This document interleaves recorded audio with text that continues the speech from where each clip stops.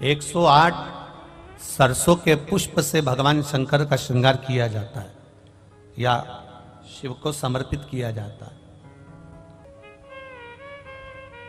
अगर डॉक्टर बोल भी देता है कि ऐसा लग रहा है कि कोई बड़ी बीमारी आने वाली है, शरीर में कोई ऐसा रोग आने वाला है कि ये बहुत बड़ा रहेगा, हम उनको हमेशा कहते आए हैं कि प्रयास करना कि बसंत पंचमी के दिन सरसों के फूल 108 शंकर भगवान को चढ़ जाएं, उसके बाद जांच करवाना प्रारंभ करो, बड़ी बीमारी नहीं आएगी, बाबा उसको टाल ही देगा। उसका नाम महामृत्युंजय है,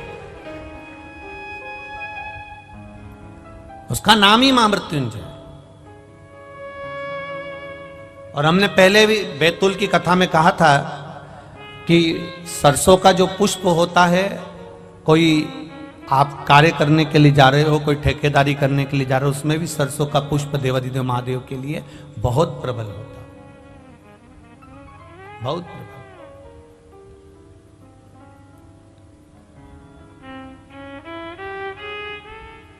महाराज बेटी को दिया ज्ञान, पर बेटी मानती नहीं, प्रश्न बहुत करती है, बहुत प्रश्न। पहले का एक समय था जिस समय पर माता पिता जो कह देते थे बच्चे वो मानते थे। बीच का एक समय ऐसा आया कि माता पिता कहते जरूर है, बच्चा मानता भी है पर मन में संशय रखता है।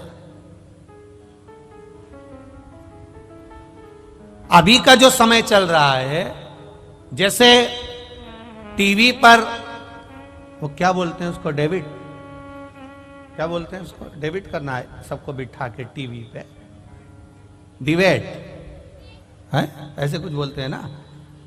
आज का समय केवल टीवी पर डिबेट करने का नहीं है, घर में भी रोज का डिबेट चल रहा है, प्रतिदिन का। पिताजी कहते हैं मंदिर जा, बेटा कहता है क्यों जाऊं, बस यही क्रम चालू हो जाता है। बहू कहती है सास को, सास कहती है बहू को, दोनों एक दूसरे की बात नहीं मान रहे, वो इधर पांव खींच रहा है, वो इधर पांव खींच रहा है, अंत उसका सार तत्व तक नहीं पहुंचा। मंजिल मिला क्या?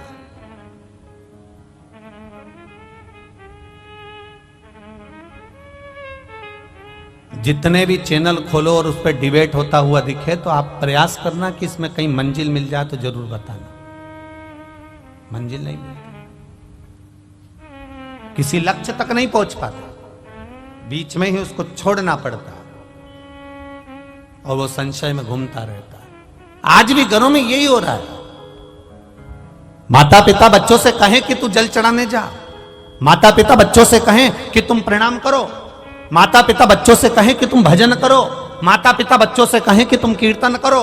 पर ये व्यासपीठ, ये शिव महापुराण की कथा हमेशा कहते आई है कि कल परसों की कथा में भी कहा था, एक माँ ने अपने बच्चे का हाथ पकड़कर संत से कहा, गुरुजी मेरे बच्चे से कह दो कि ये शक्कर ना खाए, मीठा ना खाए। गुरुजी ने 1 हफ्ते का समय मांगा और 1 हफ्ते बाद गुरुजी ने कहा कि बेटा तुम शक्कर मत खाना। तो माँ को क्रोध आ गया, ये बात तो तुम 1 हफ्ते पहले भी कह सकते थे। तो गुरुजी ने कहा, कह तो सकता था पर उस समय तक मैंने शक्कर छोड़ी नहीं थी, जब तक मैं छोड़ूंगा नहीं तब तक दूसरे से कहूंगा कैसे, इसलिए पहले मैंने छोड़ी है। आप सबसे निवेदन है, अपने बच्चे को ज्ञान देने से पहले स्वयं पहले मंदिर जाना प्रारंभ करो, शिव को जल चढ़ाना प्रारंभ करो, श्री शिवाय नमस्तुभ्यम कहना प्रारंभ करो, एक बेलपत्र बाबा को समर्पित करना प्रारंभ करो। फिर धीरे धीरे बच्चे अपने आप ढलते चले जाएंगे, उनको बोलने की जरूरत नहीं पड़ेगी, स्वयं ढले। देवव्रत, कश्मीर प्रदेश में देवव्रत नाम का ब्राह्मण, और ब्राह्मण अपनी बेटी को हमेशा कहता है अपनी संगति सही रखना, विचार सही रखना, सोच सही रखना, गलत लोगों में मत पड़ जाना, गलत लोगों के बीच में मत जाना। बार बार अपनी बेटी को समझाता था, पर बेटी का विवाह कर दिया गया। बेटी का विवाह करने के बाद भी बेटी की चित्त बुद्धि सही नहीं हो पाई। वो विवाह होने के बाद भी पर पुरुषों पर उसकी दृष्टि पड़ी रही, पर पुरुष पर उसकी दृष्टि पड़ी रही।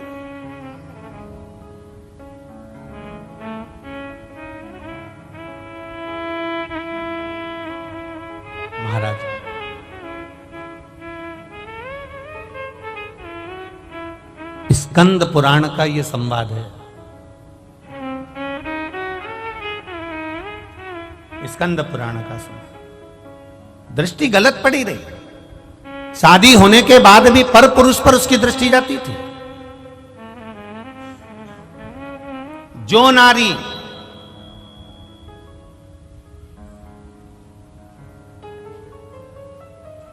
विवाह के पश्चात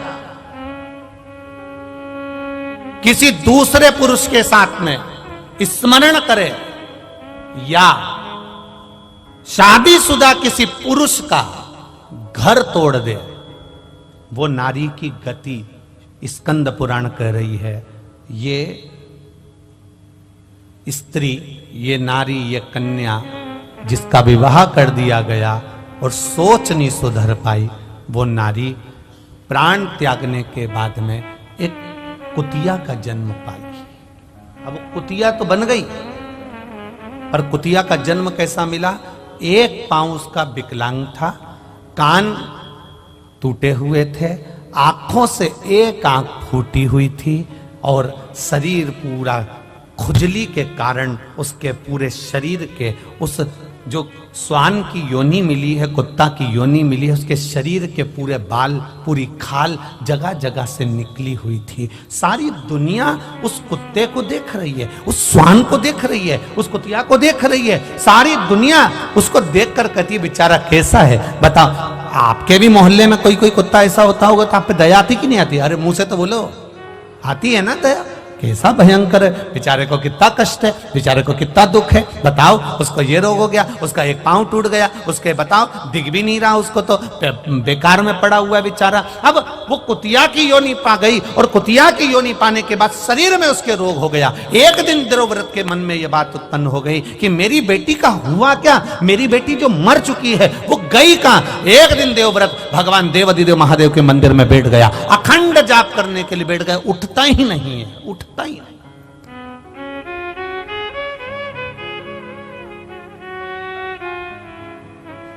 उठ ही नहीं रहा।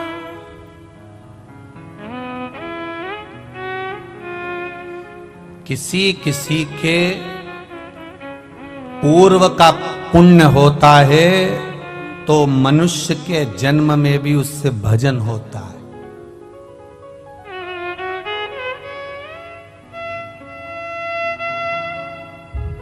किसी का पूर्व का पुण्य हो तो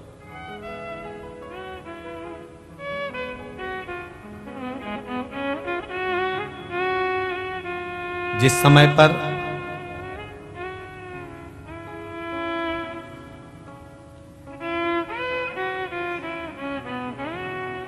महाभारत में पांडवों में युधिष्ठिर, नकुल, सहदेव, भीम, अर्जुन ये सब थे, और जिस समय पर अर्जुन मर गया,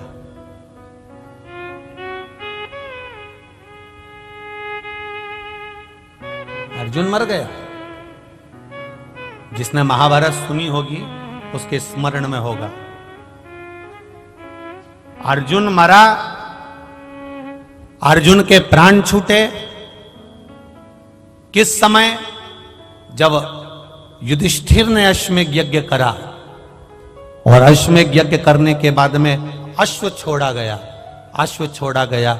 वो अश्व घूमते घूमते घूमते घूमते जा रहा था। अर्जुन उस अश्व के पीछे भेजे गए और अश्व के पीछे अर्जुन को भेजा गया कि ये अश्व जहां जा रहा है इस अश्व को तुम्हें देखना है, इस अश्व को छुड़ाना है। अर्जुन जहां जाते वहां दिग्विजय कर कर आते, वहां से विजय प्राप्त कर कर आते। वो अश्व जाते जाते जाते जाते जाते जाते आगे एक नगर में प्रवेश कर गया और मणिपुर नगर में जब वो प्रवेश करा, अर्जुन को मालूम था ये वो नगर है जहां पर मेरी धर्म पत्नी, देखिए अर्जुन की एक पत्नी है द्रौपदी, एक धर्म पत्नी है उनकी सुभद्रा, एक नागों की कन्या उलूपी और एक चित्रंगदा। अर्जुन को यह स्मरण में था कि यहां पर मेरा बेटा चित्रंगद चित्रांगदा मेरी पत्नी रहती है और उसका बेटा भी यहीं रहता है बुर्बरभान। पर अर्जुन उस अश्व को लेकर अंदर प्रवेश कर गया और जब अर्जुन अंदर प्रवेश करा तो अर्जुन के बेटे को मालूम पड़ा कि मेरे पिताजी आए हैं और मेरे पिता आए हैं, तो सम्मान करने के लिए अर्जुन के पिता का सम्मान, अर्जुन का सम्मान करने के लिए बेटा उनके लिए सामान लेकर गया। तो अर्जुन को क्रोध आ गया। अर्जुन को क्रोध आया कि मैं अश्व लेकर आया हूं, एक वीर योद्धा बनकर आया हूं और तू मुझसे संबंध निभा रहा है।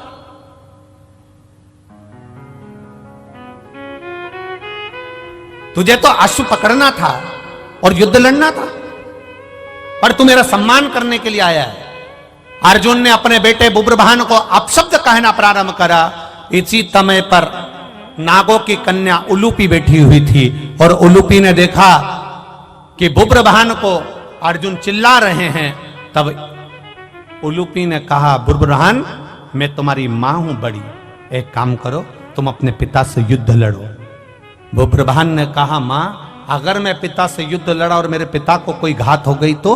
इसी समय पर उलूपी ने कह दिया, ये तो छत्राणी का जो पुत्र होता है, एक वीरानी का जो पुत्र होता है, वो युद्ध के मैदान में ये नहीं देखता कि पिता है कि कौन है, आओ और तुम युद्ध लड़ो। बस इतना कहना था और कहते से बुब्रभान ने बाण चलाना प्रारंभ करे, इधर अर्जुन ने बाण चलाना प्रारंभ करे। दोनों में भयंकर युद्ध हो गया और युद्ध होने के बाद जैसे ही युद्ध होते होते आगे तक बढ़ा, इतनी देर में बुब्रभान को भी घात लग गई और अर्जुन के प्राण छूट गए। अर्जुन मर गए, अर्जुन के प्राण छूट गए। आई चित्रंगदा रोती रोती आई, मेरा पति चले गया। बेटे तुमने क्या कर दिया? अपने पिता को मार दिया, अपने पिता को समाप्त कर दिया। मां मैं पिताजी के साथ युद्ध नहीं लड़ना चाहता था, पर मां ने कहा है, उलूपी माता बोली है मुझसे युद्ध लड़ने के लिए। चित्रंगदा ने कहा, उलूपी तेरा मेरा मांग का सिंदूर उजड़ गया और तू अपने बेटे से कहती है कि युद्ध लड़ो। चित्रंगदा के सामने उलूपी ने कहा, मैं छत्राणी हूं, छत्री की बेटी हूं। मैंने अपने बेटे को, इस बुब्रभान को केवल एक छत्री का फर्ज अदा करने का प्रयास करा है। ब्राह्मण हो, ब्राह्मण कर्म से पीछे मत हटना, वैश्य हो, वैश्य कर्म से पीछे मत हटना, क्षत्रिय हो, क्षत्रिय कर्म से पीछे मत हटना और शूद्र हो तो शूद्र कर्म से पीछे मत हटना। यह हमारा धर्म भी है और हमारा कर्म भी है, उससे हम पीछे कैसे हटें? तुमने श्रेष्ठ नहीं करा, तुमने अच्छा नहीं करा। रो रही चित्रंगदा, रो रही है।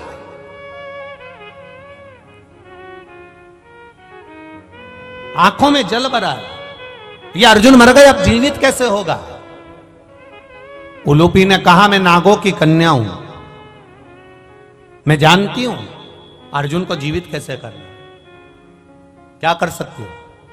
बुब्रभान धृतराष्ट्र सर्प के पास जाना और धृतराष्ट्र सर्प के पास जाना और उस धृतराष्ट्र सर्प कौन? शिव जी के गले में कौन सा नाग होता है? जम के बोलो जरा। वासुकी नाग शंकर भगवान के गले में होता है। वासुकी नाग का सबसे बड़ा बेटे का नाम था धृतराष्ट्र। वो धृतराष्ट्र नहीं, पांडव और कौरव वाला, वो अलग है। वासुकी नाग का सबसे बड़ा पुत्र है धृतराष्ट्र, सबसे बड़ा बेटा। एक बार देवादिदेव महादेव जब वासुकी नाग पर कृपा कर दिए थे तो वासुकी नाग ने देवादिदेव महादेव से मांग लिया था, मुझे ऐसी मणि प्रदान कर दीजिए भोलेनाथ, जिस मणि को किसी से छुआया जाए और वो मरा हुआ भी जीवित हो जाए। देवादिदेव महादेव ने कहा, वो मणि तो केवल एक महामृत्युंजय मणि है, मैं तुझे दे देता हूं। और शंकर भगवान ने वो महामृत्युंजय मणि धृतराष्ट्र को दे दी थी। उलूपी ने कहा, धृतराष्ट्र के पास जाओ, वासुकी नाग के बेटे के पास में जाओ और वो मणि लेकर आओ। वो मणि अगर होगी तो वो मणि से वो जीवित हो सकता है, इसके सिवा जीवित नहीं होगा। भूब्रभान धृतराष्ट्र सर्प के पास गया, नाग के पास गया, मेरे पिता को जीवित करना है। धृतराष्ट्र ने कहा तेरे पिता को जीवित करने की सामर्थ्यता मुझ में नहीं है, मैं मणि दे भी दूंगा पर तेरा पिता जीवित नहीं हो सकता। कब तक? जब तक देव अधिदेव महादेव इशारा ना कर दें तब तक इसका काल नहीं टल सकता, क्योंकि उसका नाम महाकाल है। जाओ उसके पास, पहुंचो उसके पास। भूब्रभान, उलूपी, चित्रंगदा शिव जी की आराधना में लग गई और भगवान देव अधिदेव महादेव ने क्या कृपा करी। शंकर भगवान ने खुद धृतराष्ट्र से कहा बेटा मणि दे दीजिए। वो मणि भूब्रभान लेकर गए और ले जाकर अपने पिता को जब स्पर्श कराया, अर्जुन वापिस जीवित होकर बैठ गया। अकाल मृत्यु वो मरे जो काम करे चंडाल का, काल उसका क्या बिगाड़े जो भक्त हो मां। काल जो शिव का उपासक होता है, शंकर का गुणगान करने वाला, शिव भक्ति में रमने वाला, शंकर पर अटूट विश्वास करने वाला भटकता नहीं। देवव्रत शिव की आराधना में डूब गए, हिलते नहीं, जाते नहीं, आते नहीं, एक ही जगह पर स्थिर होकर बैठ गए। स्थिर जाई दे।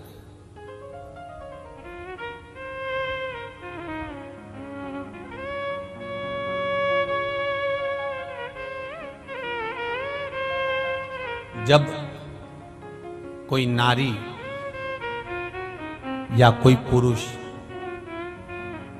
व्रत करता है, उपास करता है, उपास करता है, वो किसी भी देवता का उपास करे, शनिवार का करे, मंगलवार का करे, बुधवार का करे, गुरुवार का करे, रविवार का करे, तीज का करे, चतुर्थी का करे, अष्टमी का करे, एकादशी का करे, प्रदोष करे, द्वादशी करे, पंचमी करे, तीज करे, छठ करे, नवरात्रे करे, चतुर्थी करे, कोई पुरुष या स्त्री या बच्चा कोई भी व्रत करता है, जिस दिन वो व्रत रखता है उस दिन उसके शरीर में कौन सी देवी का अंश आकर विराजमान हो जाता है जिससे वो व्रत सफल कर पाता है। बोलो रे भाई,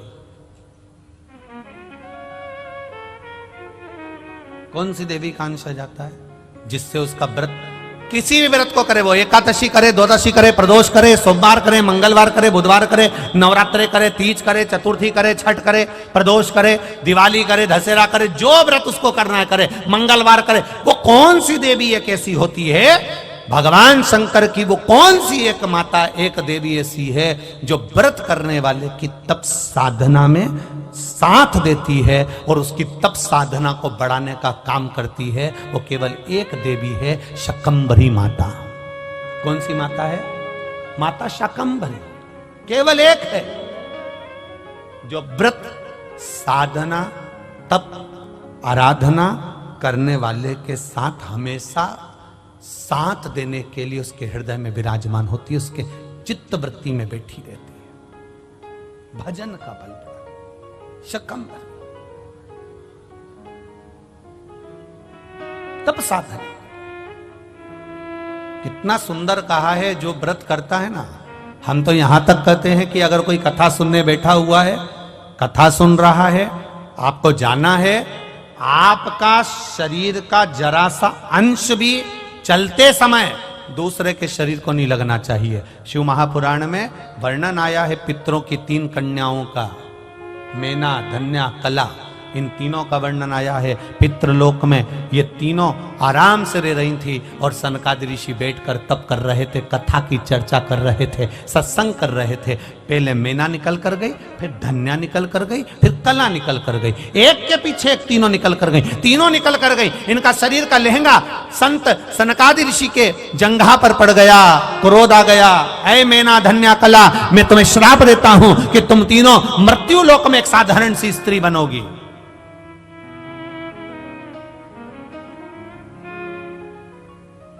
तीनों बिलख रही हैं, तीनों रो रही हैं, तीनों की आंख में आंसू भरा हुआ। क्षमा कर दीजिए नाथ, क्षमा कर दीजिए। सनकादि ऋषियों ने कहा, जब कोई कथा सुनने के लिए बैठता है सत्संग करने के लिए बैठता है, सदगुरु की शरणागति में बैठता है, मंदिर देवालय में बैठता है, भगवान के भजन में बैठता है, जितनी देर वो भगवान का गुणगान करने बैठता है उतनी देर तक उसके हृदय में शकंभरी माता का निवास होता है। शकंभरी माता ऐसे अलग से नहीं रहती। जितनी देर वो तप साधना में, भजन में, संकीर्तन में, कीर्तन में, स्मरण में डूबा रहता है उतनी देर तक शकंभरी उसके अंदर रहती है। जब आपका शरीर जाते जाते उसको लात लगती है, शरीर का अंग लगता है, कोई सामान लगता है, शकंभरी को क्रोध आता है और वो क्रोध उसके मुख से निकलकर तुम्हें श्रापित कर देता है। इसके फल अनुसार तुम्हें तीनों को मृत्यु लोक में जाना पड़ेगा। चरणों में पड़ गई, हमारा उद्धार कैसे होगा? तब सनकादि ऋषियों ने कहा तुम्हारा उद्धार मैना, तुम्हारे घर में पार्वती का जन्म होगा। धन्या तुम सुनैना बनोगी, तुम्हारी गोद में माता सीता खेलेगी। कला तुम कीर्ति बनोगी, तुम्हारी गोद में राधा खेलेगी। ये तीन देवियां जब तुम्हारी गोद में खेलेगी जगत का कल्याण कर देगी। वो जगत का कल्याण करेगी तो तुम्हारा कल्याण अपने आप हो जाएगा, अपने आप।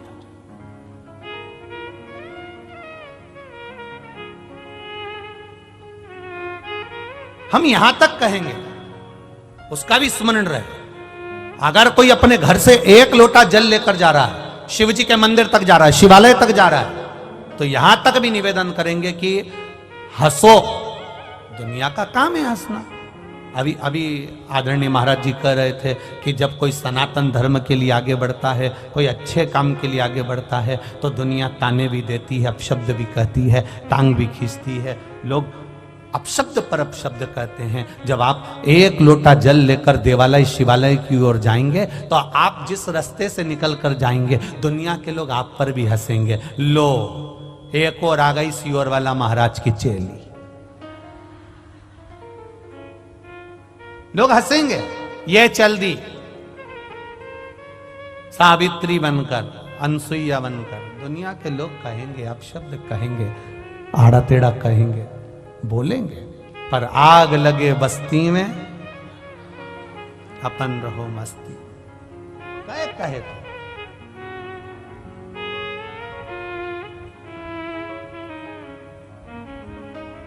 कहे, कहने वाला कहता रहेगा। जिस समय पूजन का कोई साहित्य, पूजन का कोई सामान, पूजन की कोई सामग्री हमारे हाथ में रहती है और हम पूजन करने जाते हैं और पूजन कर कर वापस आते हैं, उस व्यक्ति को देखकर अगर कोई दूसरा हंसता भी है तो समझ लो वो अपनी जिंदगी को बर्बाद करने के सीढ़ी पर पांव रख दिया। उसने अपनी जिंदगी की बर्बाद होने वाली सीढ़ी पर पांव रख दिया कि अब उसको बर्बाद हो निश्चित है। देवव्रत शिव जी के सामने बैठा है, घोर तप कर रहा है, घोर तप, अखंड तप करने में लगा हुआ है।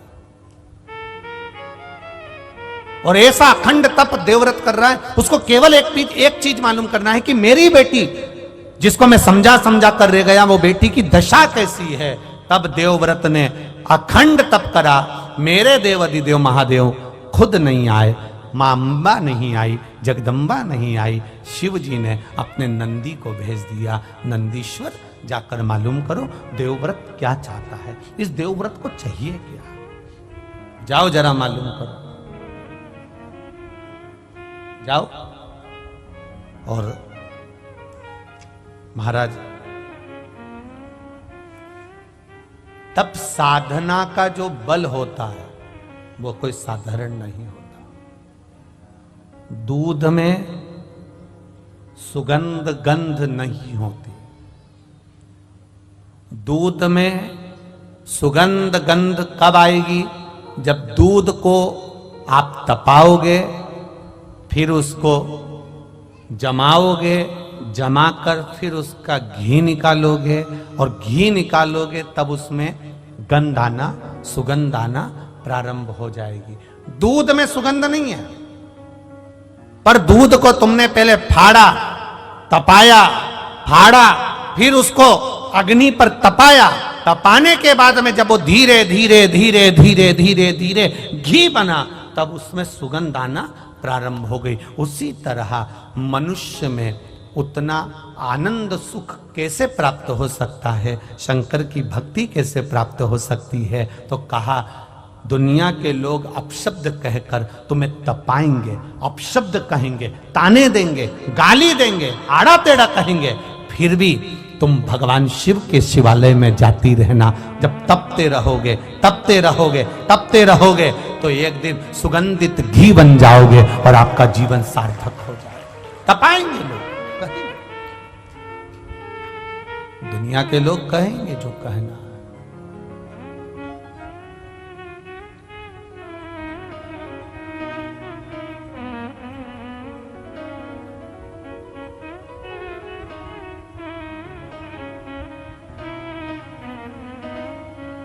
और महाराज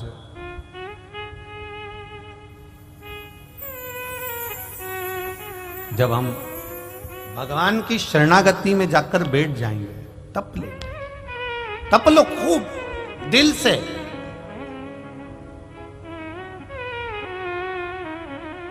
और जिस समय हम तप लिए, सुगंध अपने आप बढ़ती चली जाए, अपने आप बढ़े।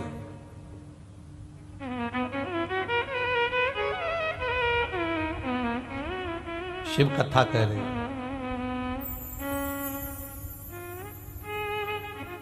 देवव्रत ने जैसे ही तप साधना करी, नंदी आए, सुंदर एक बालक का रूप रखकर आए, और बालक का रूप रखकर आकर नंदी ने देवव्रत को जगाया। स्कंद पुराण का यह संवाद प्रत्येक शिव भक्त के लिए बहुत मायने रखता है। यह संवाद पहले की कथाओं में नहीं निकल पाया, पर कंजरी गांव में संतों के सानिध्य में सीताराम महाराज और ये पावन गुप्त नवरात्रि के अवसर पर यह संवाद निकला है, जो संपूर्ण विश्व के कल्याण के संवाद। बड़ा ध्यान रखना। नंदी 5 वर्ष के बालक का रूप रखकर आए, और नंदी देख रहे हैं कि देवव्रत समाधि में लीन है, तप में लीन है, भगवान की भक्ति में लीन है।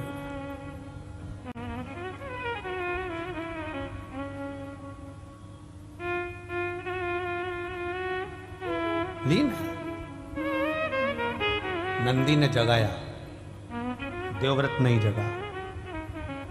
नंदी ने फिर जगाया, देवव्रत नहीं जगा, जगता ही नहीं। बहुत प्रयास करा नंदी ने, उठता ही नहीं। लगा श्री शिवाय नमस्तु, श्री शिवाय नमस्तु, श्री शिवाय नमस्तु। लगा ओम नमः शिवाय, ओम नमः शिवाय, ओम नमः शिवाय। तप में लीन। नंदी ने देखा कि यह जगता नहीं है। मंदिर में जो घड़ियाल था, उस घंटाल को नंदी ने बजाना प्रारंभ करा। देवव्रत नहीं उठता, उठा ही नहीं।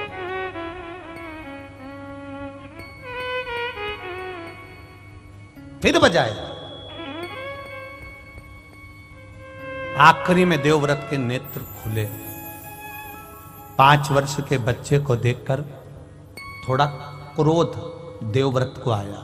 कारण, मैं बैठा तप कर रहा था, और मैं बैठकर अगर तप कर रहा हूं तो मेरे तप साधना को क्यों नष्ट कर रहा है। आ जाता है कभी कभी क्रोध।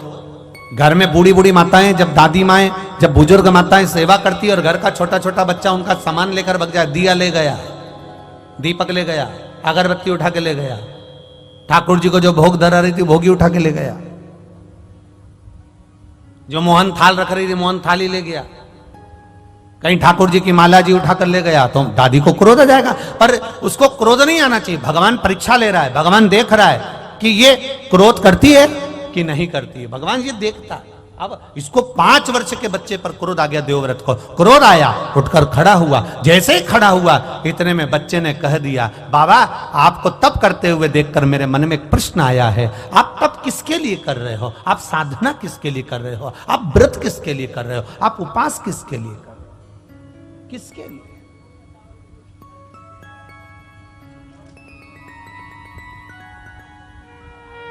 देवव्रत ने कहा बस मेरी एक इच्छा है। क्या इच्छा है आपकी? बस एक इच्छा, मेरी बेटी जो प्राण छोड़कर चली गई है उसको मुझे देखना है। वो है कहां, उसकी दशा क्या है? नंदी को हंसी आ गई। 5 वर्ष का नंदी ठहाका लगाकर हंस दिया, हंसा तो देवव्रत को और क्रोध आ गया। ए बालक, मेरे शब्द को सुनकर तू हंस रहा है? नंदी ने हंसते हुए कहा, बाबा जो कर्म कर कर मरा है उसको अगर देखोगे तो आप भी रो पड़ोगे, इसलिए जो हो गया उसको आप मत देखिए, मत देखो। जो पूर्व में कर कर आए हो उसे अब देख कर करोगे क्या?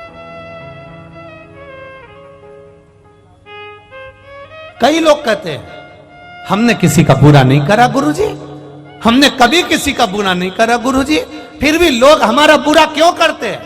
हम कहते हैं जी जी, इस जन्म में तुमने किसी का बुरा नहीं करा, पर अगला जन्म किसने देखा कि तुमने किसका बुरा करा होगा? जिसका करा होगा वो आज तुमको त्राड़ दे रहा है, आज तुमको कष्ट दे रहा है। जिसने पूर्व समय में गौ माता को एक रोटी दी, प्रेम से उसको सहलाया, वो गौ माता तुम्हारे घर में बहु माता बनकर आ गई, वो तुम्हारे यहां सेवा कर रही। और जिसने गौ माता को देखकर एक रोटी देने के बाद में हट हट,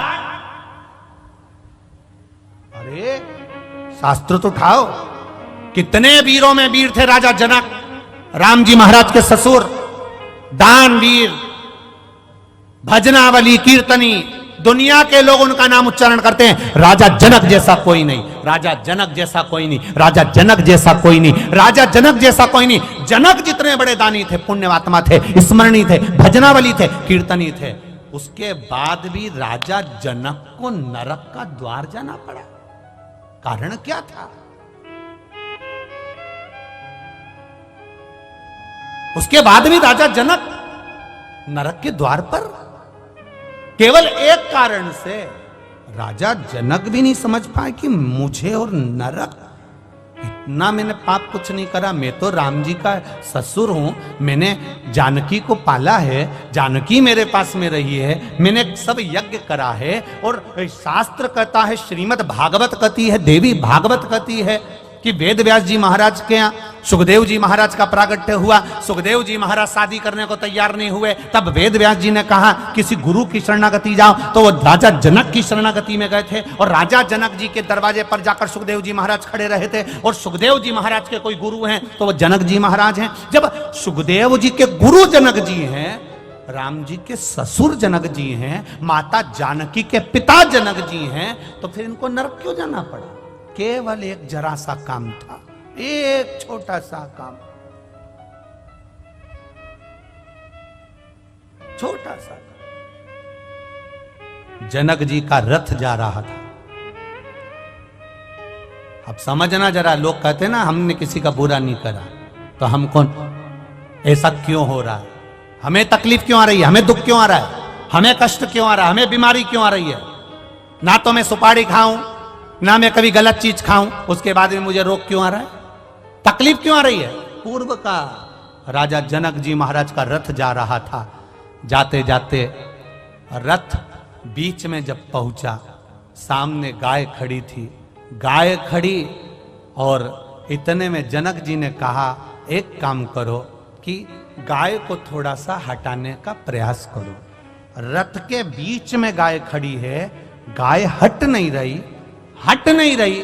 जनक जी नीचे उतरे और गौ माता के आगे हाथ जोड़े, आप हट जाओ, नहीं हटी। इसके बाद राजा जनक ने गाय को धक्का देकर बस थोड़ा सा साइड में करा था, बस एक अंश की गलती कर दी थी कि गाय को एक हाथ से धकेल कर पीछे की ओर हटाया था और गाय के पीछे से जनक जी महाराज निकल कर चले गए थे। तो चित्रगुप्त महाराज और धर्मराज ने कह दिया, कौन आया है? राजा जनक बड़े पुण्यात्मा हैं, बड़े धर्मात्मा हैं, पर इन्होंने गाय को जाना था उधर, रास्ता चेंज कर दिया था इधर का, इसलिए इनका भी स्वर्ग का रास्ता चेंज कर दिया जाए। जाना था स्वर्ग, घूमते हुए लेकर जाए, ले जाओ, रास्ता चेंज करो, बदलो रास्ता। जनक जी महाराज जब रास्ता बदला गया स्वर्ग जाने का, नरक से होते हुए जा रहे थे। नरक में पड़े हुए जीव सब चिल्ला रहे थे।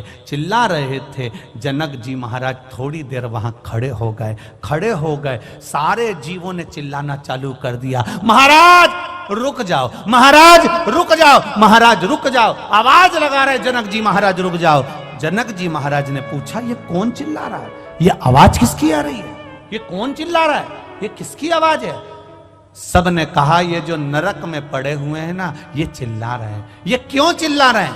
कारण क्या है? जनक जी, आपने इतना दान पुण्य करा है, इतना अच्छा काम करा है कि आप पुण्य आत्मा हो, आप बैकुंठ जा रहे हो, पर आप नरक के रास्ते से जा रहे हो। आपके शरीर से छूकर जो ये हवा चल रही है, ये हवा इनके पापियों के शरीर पे लग रही है, पापियों के शरीर पे लग रही है, तो इनको जो कष्ट हो रहा था वो मल्लम का काम कर रही है, अब इनको कष्ट नहीं हो रहा। इसलिए ये चाहते हैं कि आप कुछ कृपा कर दो। जनक जी ने कहा, तो एक काम करो ना, इन सबको नरक से मुक्त कर दो, नरक से मुक्त। धर्मराज कहते हैं, ऐसा नहीं हो सकता, ऐसा नहीं हो सकता। तो फिर एक काम करो। जनक जी कहते हैं, मुझे बैकुंठ नहीं जाना, इनके लिए मुझे यहीं खड़ा कर दो। मेरे शरीर से हवा निकल कर जाएगी, वायु पवन निकल कर जाएगी, वो इनके शरीर को लगेगी, और इनको अगर सुख मिल रहा है मेरे शरीर से, तो मैं इनके लिए अपना शरीर भी दे सकता हूं, मैं नरक में रह सकता हूं। हाथ जोड़कर धर्मराज ने कहा, आपको हम नरक में नहीं रख सकते, क्योंकि आप पुण्य आत्मा हो, सत्कर्मी हो, भजनावली हो। हम आपको नरक में कैसे रखें?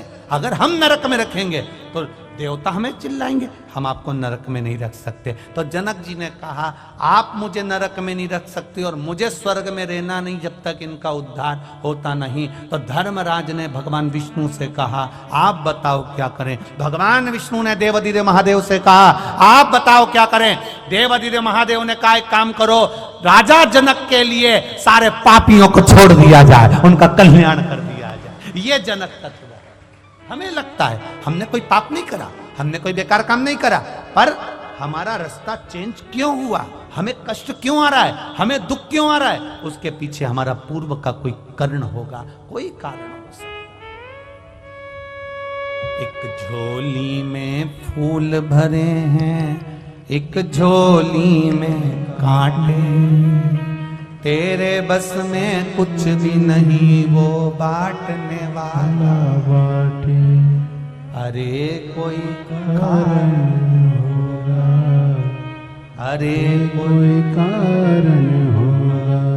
धन का बिस्तर मिल जाए पर नींद को तरसे में, धन का बिस्तर मिल जाए पर नींद को तरसे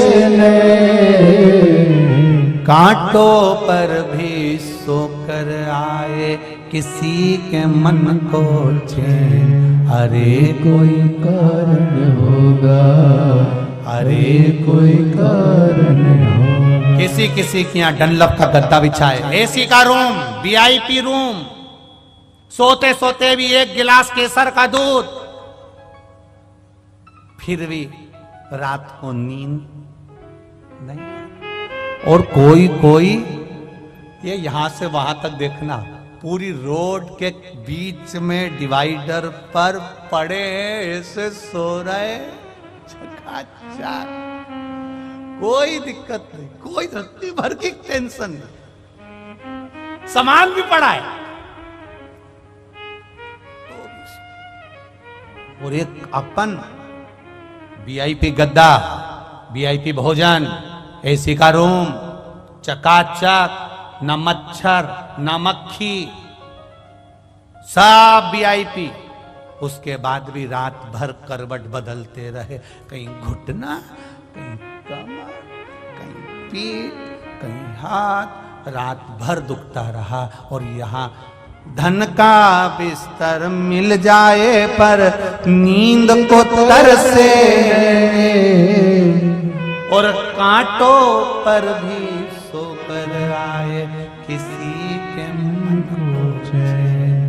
अरे कोई कारण होगा, अरे कोई कारण होगा। सांप भी डस ले तो मिल जाए किसी को जीवन दान। किसी किसी को सांप भी डस लेता है तो बच जाते हैं, और कोई कोई एक ठोकर लगती है। बाथरूम में नहाने गई थी, फिसल गई और सांप भी डस ले तो मिल जाए किसी को जीवन दान। और एक चींटी के कांटे से मिट जाए नामो निशान। अरे कोई कारण होगा, अरे कोई कारण होगा। एक झोली में फूल भरे हैं, एक झोली में कांटे, तेरे बस में कुछ भी नहीं वो बाटने वाला बाटे। अरे कोई कारण होगा, अरे कोई कारण होगा। बिना कारण के कुछ नहीं मिल सकता, कारण जरूर है।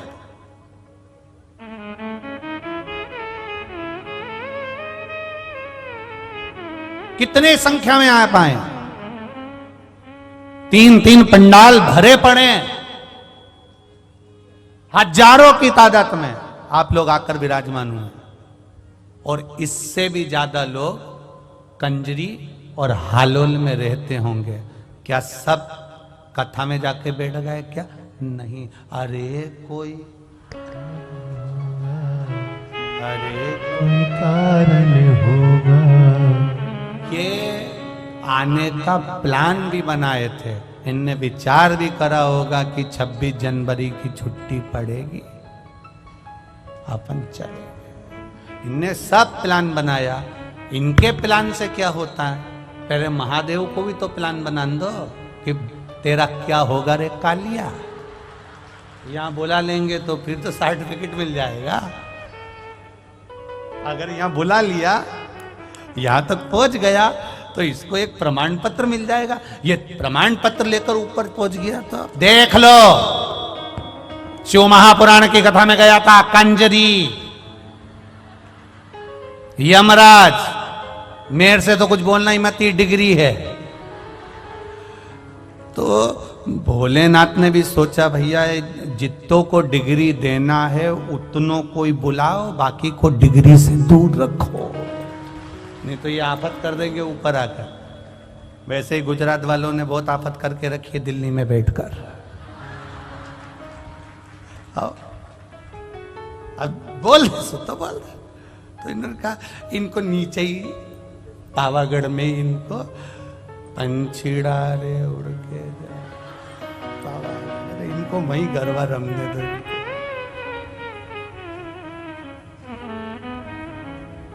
नहीं तो ये मोखला बैठा बैठा नहीं, बस रामचंद्र कृष्ण कहे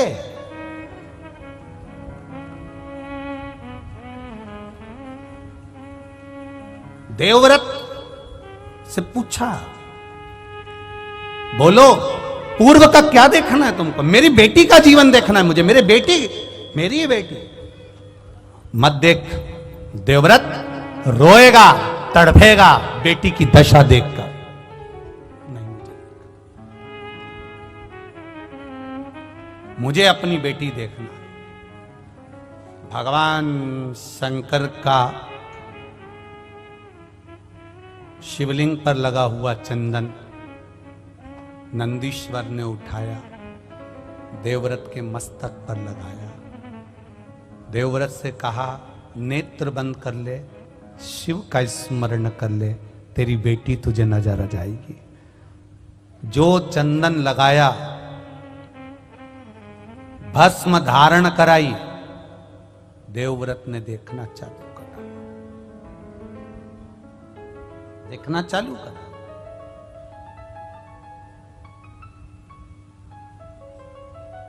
भस्म, चंदन, बेलपत्र, शिवजी पर चढ़ी हुई कोई भी सामग्री व्यक्ति के जीवन का ना जाने कितने जन्म के पापों को काट देता है, ना जाने कितने जन्म के पाप।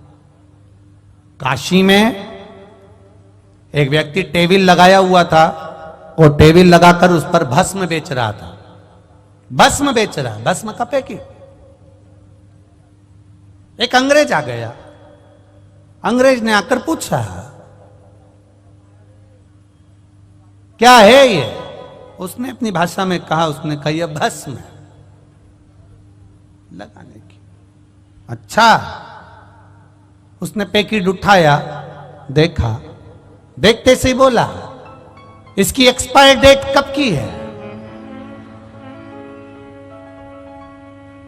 अब वो टेबल पर जो बैठा था, भस्म बेच रहा था, वो अंग्रेज को ऊपर से नीचे तक देख रहा कि भस्म की एक्सपायर डेट पूछ रहा। टेबल पर भस्म बेचने वाले ने कहा कि इसकी एक्सपायर डेट तो नहीं मालूम, पर यह पक्का है कि तू सिर पे लगाता रहेगा तो तेरी एक्सपायर डेट आगे खसकती रहेगी, ये पक्का।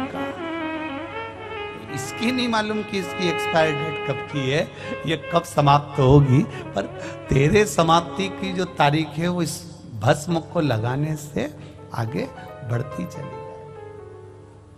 ये निश्चित है, ये पक्का है, ये सहज नहीं है, बड़े। इसीलिए महाराज, हरिओम में ओम समाया है, मेरा भोला नगर में आया है। हरिओम में ओम समाया है, मेरा भोला नगर नहीं आया है। हरिओम में ओम समाया है, मेरा भोला नगर में आया है। हरिओम में ओम समाया है, मेरा भोला नगर नहीं आया है।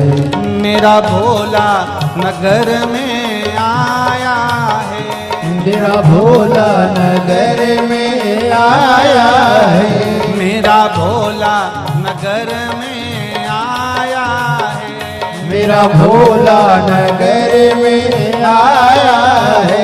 हरि ओम में ओम समाया है, मेरा भोला नगर में आया है। हरि ओम में ओम समाया है, मेरा भोला नगर में आया है। जय हो।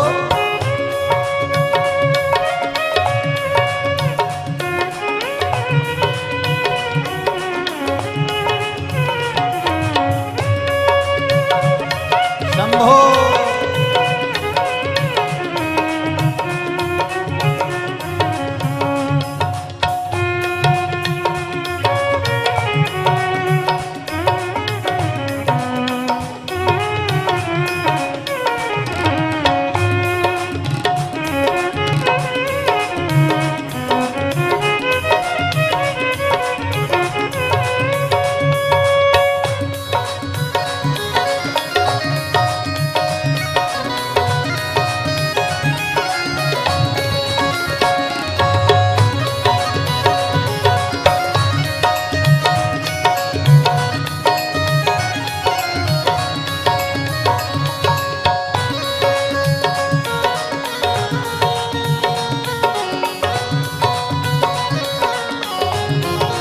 भोले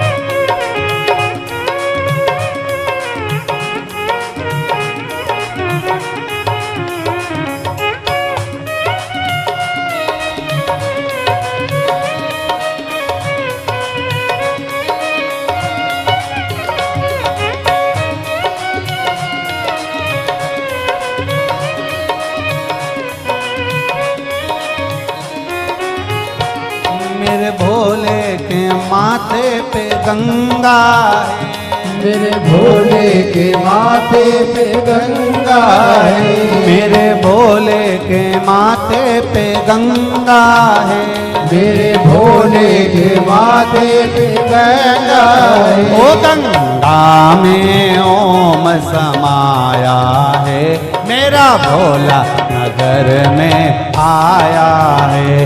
गंगा में ओम समाया है, मेरा भोला नजर नहीं आया है। ओ गंगा में ओम समाया है, मेरा भोला नगर में आया है। गंगा में ओम समाया है, मेरा भोला नजर में आया है।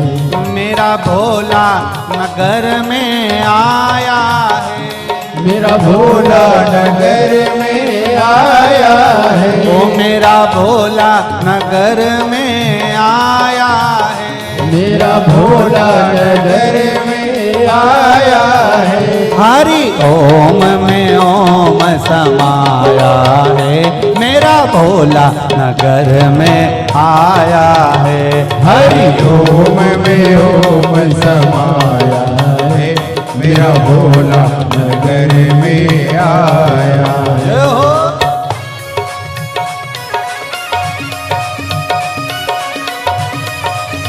शंभो।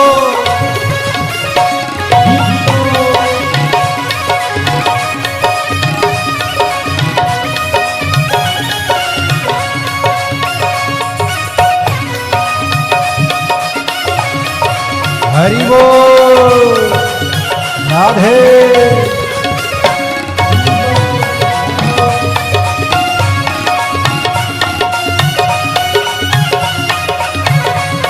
राधे।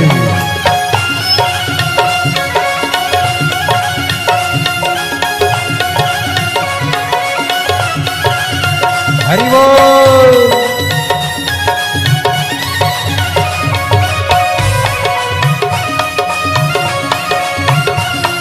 राधे।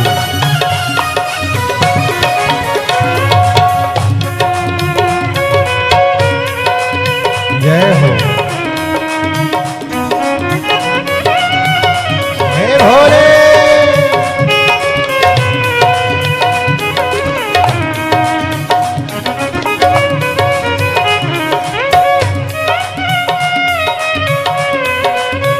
हरि बोल। जय हो।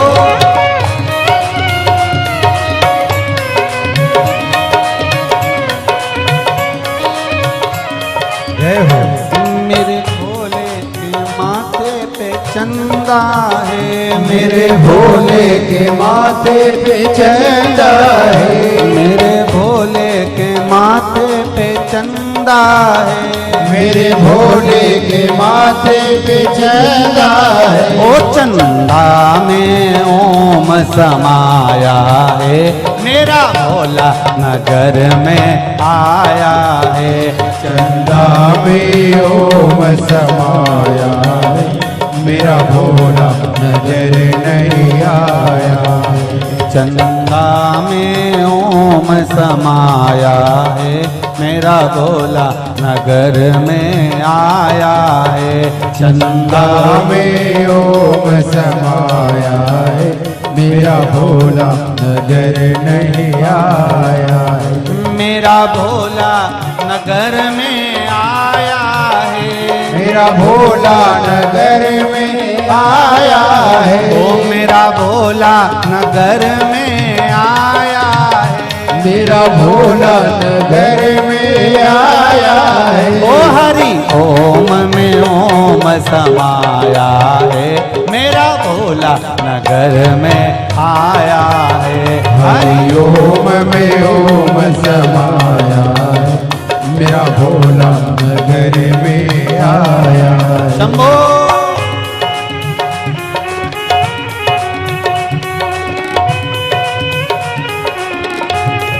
जय हो।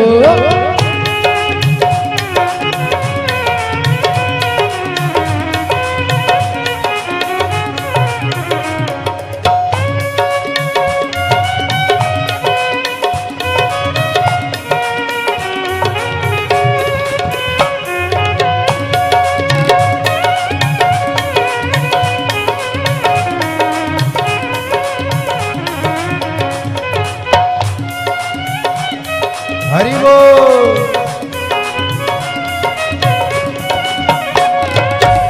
राधे।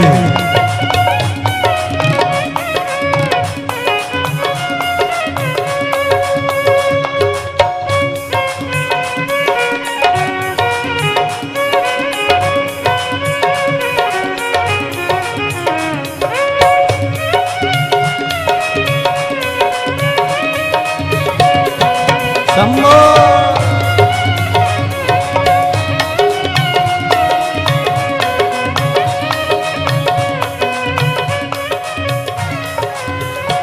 मेरे भोले के हाथों में डमरू है, मेरे भोले के हाथों में डमरू है। मेरे भोले के हाथों में डमरू है, मेरे भोले के हाथों में डमरू है। डमरू में ओम समाया है, मेरा भोला नगर में आया है। डमरू में ओम समाया है, मेरा भोला नगर में आया है। ओ डमरू में ओम समाया है, मेरा भोला नगर में आया है।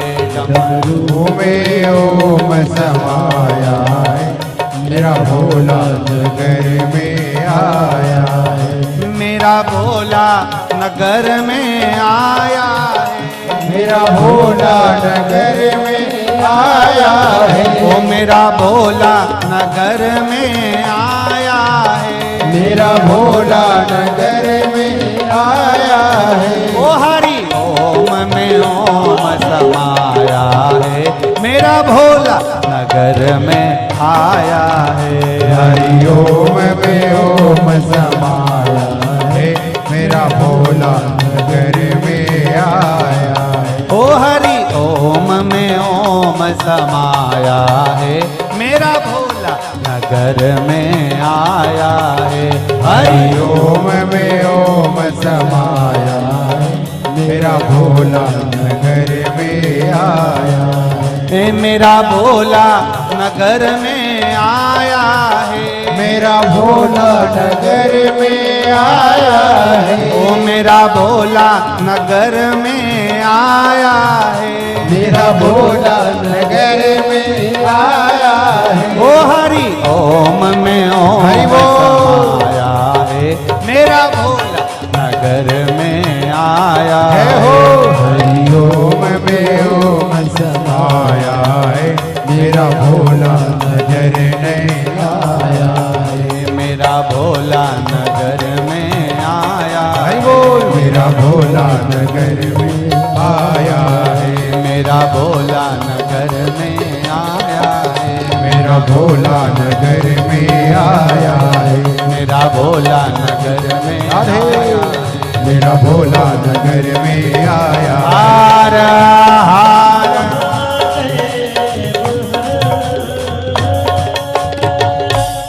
अपने स्थान पर बैठकर आज बसंत पंचमी का पावन अवसर भगवान देवदिव्य महादेव से अपने दिल की बात अवश्य कहें, भाव के साथ विराजमान होकर बाबा देवदिव्य महादेव से प्रार्थना करें। भाव से कहिए देवदिव्य महादेव से, श्री शिवाय नमस्तुभ्यं शिवाय नमस्तुभ्यं श्री शिवाय नमस्तुभ्यं श्री शिवाय नमस्तुभ्यं श्री शिवाय नमस्तुभ्यं भोला सब दुख काटो भारा हो भोला सब दुख काटो मारो शिव शंकर जपो तेरी माला भोले बाबा जपो तेरी माला भोला सब दुख काटो मारा ओ भोला सब दुख काटो मारा। शिव कथा कर रहे हैं। देवव्रत से 5 वर्ष के नंदी पूछ रहे हैं कि आप तप क्यों कर रहे हो। कहा मेरी बेटी के बारे में मुझे जानना है, उसका जन्म कहाँ हुआ, कैसे है वो, क्या कारण से उसका क्या जन्म हुआ, वो मुझे समझना है। नंदीश्वर ने कहा मत देखो अपने पूर्व के जन्म को, उसके हुए जन्म को, रोगे तुम। नहीं महाराज मुझे देखना है। तो देखना है, भस्म लगा दी, चंदन लगा दिया। चंदन और भस्म जिसके मस्तक पर लग जाता है उसको पूर्व का किया गया पाप कर्म भी उसका कट जाता है। और जैसे ही देवव्रत ब्राह्मण का पाप कर्म घटा, उसने अपनी बेटी के जीवन को देखा तो वो एक कुतिया की योनि में, एक स्वान की योनि में, पांव टूटा हुआ है, कान कटा हुआ है, आंख फूटी हुई है, मुख से ज्यादा कुछ खा नहीं सकती, शरीर के पूरे बाल निकल गए। जैसे एक कोई कुत्ते को तुमने देखा होगा, उसका पूरा शरीर बेकार हो जाता है, वो पड़ा हुआ है। देवव्रत रो रहा है, रोने लगा देवव्रत, उसकी आंखों से आंसू बहने लगे देवव्रत की। और देवव्रत की आंख से जब आंसू बहने लगे, रोने लगा, नेत्रों से नीर बहने लगा, जल बहने लगा। नंदी करे क्यों रो रहे हो? देवव्रत कहता है मेरी बेटी की यह दशा मुझसे नहीं देखी जाती, कुछ कृपा करो। भगवान नंदीश्वर ने कहा कृपा करने वाला तो केवल एक है, वो देव अधिदेव महादेव है। बड़ा सरल, बड़ा सहज, बड़ा सरल है। एक लोटा जल चढ़ा दो और वो सारी समस्या का हल कर देता है। ऐसा देव अधिदेव महादेव। एक पत्र आया है बड़ा सुंदर।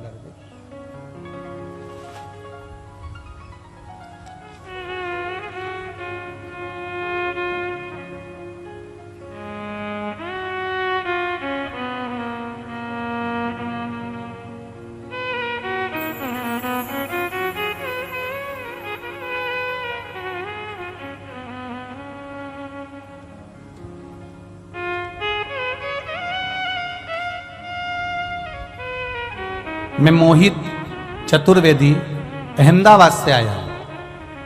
कहीं बैठे हो? मोहित चतुर्वेदी अहमदाबाद से। आप ही हैं? दोनों हाथ हिला दो एक बार ऐसा। श्री शिवाय नमस्तुभ्यं। एक बार वापिस हिला दीजिए। श्री शिवाय नमस्तुभ्यं। मैं मोहित चतुर्वेदी अहमदाबाद से आया हूं। मैं बाबा की कृपा का क्या बखान करूं गुरुदेव। मैं बहुत अधिक कर्जे में दब गया था। मैं एक प्राइवेट कंपनी में जॉब करता हूं। मुझ पे इतना कर्जा हो गया था कि मेरी पूरी सैलरी सिर्फ EMI में चली जाती थी। इतना ही नहीं, मेरी नौकरी में भी दिक्कत होने लगी। अगस्त 2022 में मुझे नोटिस भी दिया गया कि मेरी कंपनी की ओर से। उसी समय मेरी सास मेरे घर पे आई हुई थी। वो उनकी शिव महापुराण की कथा रोज सुनती थी। आपकी कथा जब वो रोज सुनती, उन्हीं के साथ मुझे और मेरे पत्नी को भी शिव महापुराण की कथा के बारे में पता चला और हम दोनों ने शिव मंदिर में जाकर भोले बाबा को 1 लोटा जल चढ़ाना प्रारंभ करा। कंपनी ने कह दिया था कि आप इस कंपनी को छोड़ दीजिए, और मेरी कर्जा भी बहुत था गुरुदेव, मेरी पत्नी पशुपतिनाथ का व्रत करना शुरू कर दी। बड़ोदरा की कथा में अपने पूरे परिवार के साथ आया और 3 और 4 दिसंबर की कथा बड़ोदरा में सुनी। 5 दिसंबर को आखिरी पशुपतिनाथ का व्रत पूरा हुआ। उसके अगले ही सोमवार यानी 12 दिसंबर को गुरुजी भोले बाबा की ऐसी कृपा हुई कि एक और लेटर मुझे प्राप्त हो गया। इस बार जो लेटर था बाबा की कृपा से मेरा प्रमोशन का लेटर था। मुझे शिव की ऐसी कृपा हुई। गुरुदेव, हम जब पढ़ाई करते हैं ना गुरुदेव, तो हम इन चीजों पर विश्वास नहीं करते कि शिव जी को जल चढ़ाने से कुछ होता है, व्रत करने से कुछ होता है। पर बाबा का जो प्रताप देखा है ना गुरुदेव, वो 1 लोटे जल का देखा है। उस 1 लोटे जल ने आज हमारी तनख्वाह भी बढ़ गई, प्रमोशन भी हो गया और बाबा की कृपा से कर्जा भी चूक गया गुरुदेव। इसलिए हम आज कंजरी गांव में बाबा को अपना प्रमोशन लेटर जो कंपनी ने भेजा था वो बाबा को समर्पित करने आए हैं। बाबा की कृपा से मेरा प्रमोशन लेटर मुझे प्राप्त हुआ और बाबा की कृपा से मुझे प्रमोशन हुआ। ये मैं बाबा को नमन करने आया हूं। बैठिए बाबू। श्री शिवाय नमस्तुभ्यम। हर हर। ये शिव तत्व है। ओ घड़ी जो नहीं समझा उसको लगेगा केवल शिव महापुराण की कथा। बहुत सारे आते हैं, कहते हैं, बोलो बोलो जम के चले जाए। जो नहीं समझा उसके लिए यही रहा। पर जो समझ गया,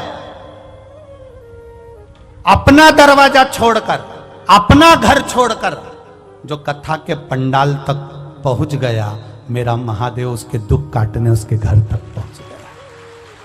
पहुंचा। कंजरी हालोल वालों को तो ये मौका मिल गया। हम बुरहानपुर वालों से भी कहेंगे 3 फरवरी से 9 फरवरी तक आपके यहाँ कथा है। बाबा देव अधिदेव महादेव कुबेर भंडारी आपके यहाँ आ रहा है। दिल से बाबा से प्रार्थना करना और अपने पूरे इष्ट मित्रों के साथ में दोपहर 2 बजे से 5 बजे तक नवी कृषि मंडी में बरहानपुर में सुंदर कथा का लाभ लेकर बाबा से प्रार्थना करना कि आपका जीवन बाबा के चरणों में सार्थक। और जो रह गए कंजरी के लोग, हालोल के, उनसे भी निवेदन है, बाद में विचार करने में आएगा। गंगा नजदीक में आई और मैं डुबकी नहीं लगा सका, मेरी जिंदगी का मैं आनंद नहीं ले सका। आएगा।